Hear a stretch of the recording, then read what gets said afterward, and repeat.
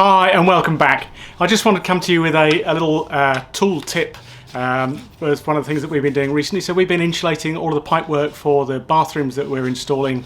Most of these pipes are inside a cavity, so we'll have insulation around that anyway with sand deadening rock wool, but we're also putting a fairly thin wall insulation around that.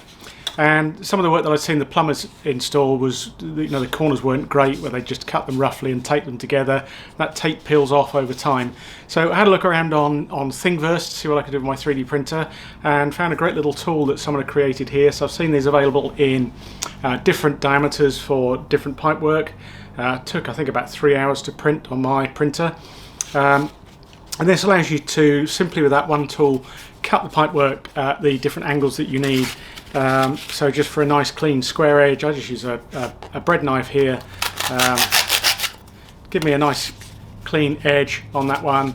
At the opposite end, obviously I can get a nice diagonal taken off there. But the one that's found is really cute is the V in the middle here. So cutting down from both sides and take that section out.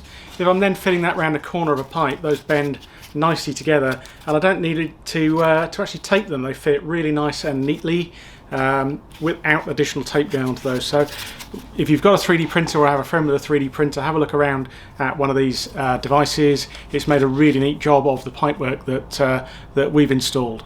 So thanks again for all of you that have liked and subscribed. We're over 500 subscribers now, so thank you so much for that. And all of the questions and feedback that you've given. It's great to know all of you that are watching. I'll be coming back to you shortly with a number of updates. It's been really busy here on the build. We're looking forward to getting plastering done in a number of the additional rooms. And in a few weeks' time, the locks on automation system that I've done some coverage on will be installed as well. So thank you once again for all of your time.